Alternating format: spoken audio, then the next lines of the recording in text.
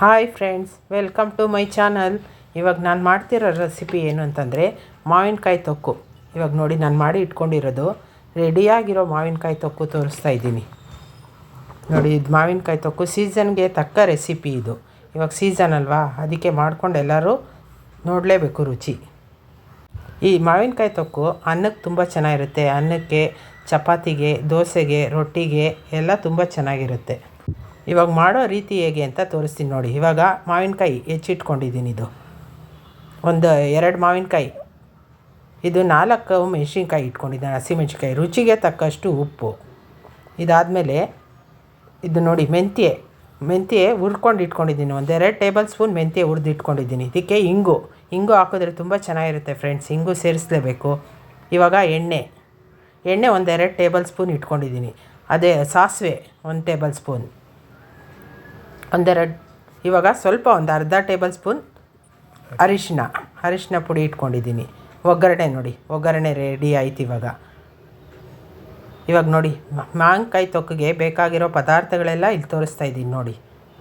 ಈ ಮಾವಿನಕಾಯಿ ತೊಕ್ಕು ಮಾಡೋದು ಹೇಗೆ ಅಂತ ಇವಾಗ ತೋರಿಸ್ತೀನಿ ನೋಡಿ. ಒಂದು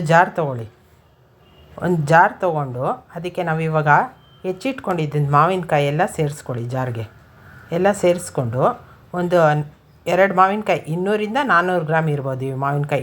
ಹುಳಿ ನೋಡ್ಕೊಂಡು ತೊಗೊಳ್ಳಿ ಮಾವಿನಕಾಯಿನ ನೀವು.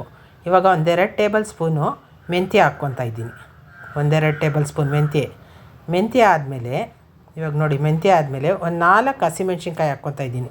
ನನಗೆ ಖಾರ ಸ್ವಲ್ಪ ಕಡಿಮೆ ಆಗಿರೋದ್ರಿಂದ 4 ಹಾಕೋತೀನಿ. ನಿಮಗೆ ಎಷ್ಟು ಬೇಕೋ ಅಷ್ಟು ಸೇರಿಸ್ಕೊಳ್ಳಿ. ಇವಾಗ ನಾನು ಇಂಗು ಹಾಕ್ತಾಯಿದ್ದೀನಿ. ಇಂಗು ಸ್ವಲ್ಪ ಜಾಸ್ತಿ ಹಾಕಿದ್ರೆ ಇದಕ್ಕೆ ರುಚಿ ಚೆನ್ನಾಗಿರುತ್ತೆ, ಘಮ ಘಮ ಅಂತ ಇರುತ್ತೆ, ರುಚಿನೂ ಚೆನ್ನಾಗಿರುತ್ತೆ. ಮತ್ತು ಇದಕ್ಕೆ ರುಚಿಗೆ ತಕ್ಕಷ್ಟು ಉಪ್ಪು.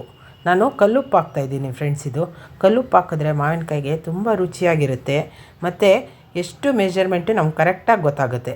ಇವಾಗ ಪುಡಿ ಉಪ್ಪು ಹಾಕೋದ್ರಿಂದ ಅಷ್ಟು ಗೊತ್ತಾಗಲ್ಲ. ಇವಾಗ ಇದೆಲ್ಲ ಸೇರಿಸಿದ್ಮೇಲೆ ನಾನು ಇವಾಗ ನೋಡಿ ಗ್ರೈಂಡ್ ಮಾಡ್ತೀನಿ. ಇವಾಗ ಗ್ರೈಂಡ್ ಮಾಡ್ತಾಯಿದ್ದೀನಿ ನೋಡಿ ಫ್ರೆಂಡ್ಸ್. ಈ ಗ್ರೈಂಡ್ ಮಾಡಿದ್ಮೇಲೆ ಹೇಗಿರುತ್ತೆ ಅಂತ ತೋರಿಸ್ತೀನಿ ನೋಡಿ, ಬನ್ನಿ. ಇವಾಗ ಗ್ರೈಂಡ್ ಮಾಡ್ತಾಯಿದ್ದೀನಿ ನಾನು. ಈ ಗ್ರೈಂಡ್ ಮಾಡಿದ್ಮೇಲೆ ಇದು ಹೇಗಿರಬೇಕು ಅಂತಂದರೆ ಒಂದು ಸ್ವಲ್ಪ ತರಿ ರುಬ್ಕೊಳ್ಳಿ.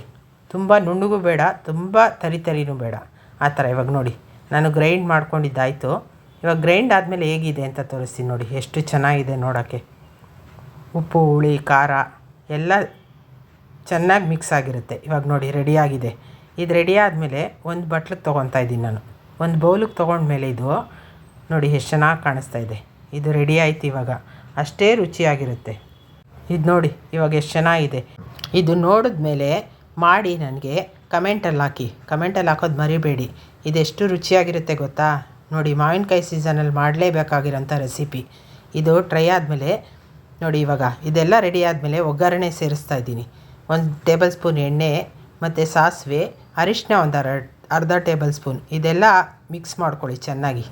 ಒಗ್ಗರಣೆ ಹಾಕಿದ್ಮೇಲೆ ಈ ಥರ ಮಿಕ್ಸ್ ಮಾಡಿಕೊಂಡ್ರೆ ಎಷ್ಟು ಕಲರ್ಫುಲ್ ಆಗಿರುತ್ತೆ, ಎಷ್ಟು ರುಚಿಯಾಗಿರುತ್ತೆ, ತುಂಬ ಚೆನ್ನಾಗಿರುತ್ತೆ. ಇದು ಮಾಡಿ ನೋಡಿ, ತಿಂದು ನನಗೆ ಲೈಕ್ ಮಾಡಿ, ಶೇರ್ ಮಾಡಿ, ಸಬ್ಸ್ಕ್ರೈಬ್ ಮಾಡಿ. ಇದೇ ಥರ ರೆಸಿಪಿ ನಾನು ಹಾಕ್ತಾನೇ ಇರ್ತೀನಿ. Thanks for watching.